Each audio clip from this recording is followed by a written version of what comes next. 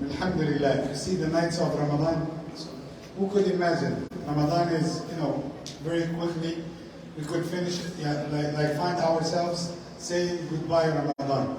And subhanAllah, we're going to miss these nights a lot. May Allah make us amongst those people who are al-dhakirin, shakirin, those who are remembering Allah, and those who are grateful of Allah subhanahu wa ta'ala, and showing gratitude to Allah. Allahumma ameen ya rabbil alameen. So which surah that we recited today? Surah An-Nisa. Okay? The chapter of what? What? Women. Okay? So you see, mashallah, women are so lucky in everything, even in the Quran. They have a chapter named after them, women. We don't have, you see, we are masakeen. We don't have a chapter named after Rijal. Aren't you miskin? Yes. Alhamdulillah, masakeen. Alhamdulillah. Alhamdulillah. Hasbi Allah. Yes, the miskin goes to Jannah before anyone else, like 500 years before. So alhamdulillah, inshallah we enter Jannah. Inshallah early. Alhamdulillah. So leave the dunya for them. Don't compare them or challenge them in dunya. But actually the verse that I'm choosing from the recitation, it has a story behind. We can't miss surah, or we can't recite Surah An-Nisa without talking about this hadith. It would be, a big mistake. Because this hadith is especially for Surah An-Nisa. And it is mentioned in Sahih al-Bukhari, narrated by Sayyiduna Abdullah ibn Mas'ud. Who is Abdullah ibn Mas'ud? Who is Abdullah ibn Mas'ud? The great Sahabi. He is the first one was able to recite Quran in the Kaaba in Mecca in front of the leaders of Quraysh at the early days of Da'wah. And they gathered together and they started to beat him up. They broke his teeth and they, caused wounds in his face. His face started to bleed. And who saved him? Sayyidina Abu Bakr as-Siddiq and some of the companions. The next day, he went and he said, Wallahi, I will let them heal Quran. He went again. And they gathered, they beat him up again. And Sayyidina Abu Bakr saved him. So he is the one that will tell you he has too much love of the Quran. That's number one. Number two, he is one of those people that Rasulullah Muhammad sallallahu alaihi wasallam used to listen the Quran from. He has very beautiful voice in reciting Quran.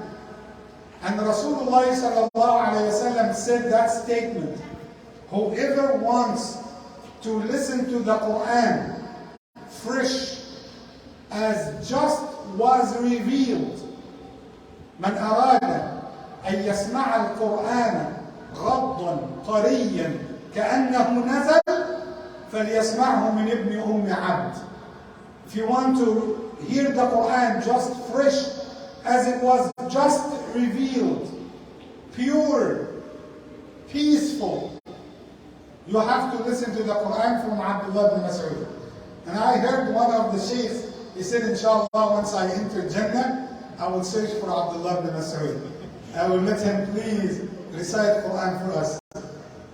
Because Rasulullah Muhammad sallallahu alayhi wa sallam, one day, the hadith that I'm talking about, one day he called Abdullah ibn Mas'ud. And he said, اقرأ علي القرآن. Recite the Quran in front of me. So he said, Ya Rasulullah, أقرأ عليك وعليك أنزل. Shall I recite and you are the one who received the Quran? Who I am to recite the Quran for Rasulullah? You are the messenger who came with the Quran. Quran was revealed upon you. So Rasulullah sallallahu alayhi wa sallam said, إِنِّي أُحِبُّ أَنْ أَسْمَعَهُ مِنْ غَيْرِي. I like to hear the Quran from a person other than me. Like I need to hear the Quran is recited to me. So Abdullah ibn Mas'ud started to read which surah? Surah An-Nisa. This surah that we recited. He started to read Surah An-Nisa till he reached to the verse number 41. So Rasulullah Muhammad is sitting and he is listening to 41 verses from Abdullah ibn Mas'ud until Abdullah ibn Mas'ud reached to that verse, and Rasulullah said, stop here. Stop here. And he looked at Rasulullah, he found him crying. His tears came down. What's this verse that made Rasulullah to cry? Are you curious about this? Yes.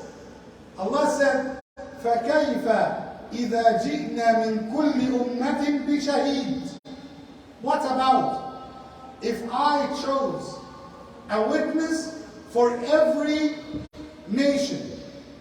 Someone who will witness against those nations. And I will choose you, O Muhammad, to be the witness against all nations. He cried because of that status that Allah had granted him. He will be witness against the people of Moses, against the people of Jesus, against the people of Jacob, against the people of Noah. And you will tell me, Imam, but he didn't live there. But he got their stories in the Quran. He will tell them, the Prophet Noah had fulfilled the message, had conveyed the message of Allah, and you guys didn't listen. You didn't obey him. I bear witness that Moses had delivered the right message, and he did his part. He will be witness against all the nations. Remember this verse, chapter An-Nisa, chapter 4, verse number 41. 41. Go and check it when you go home, inshallah, Rabbil Alameen. This is the benefit from listening to the Quran, connecting to the Quran, being attached to the Quran.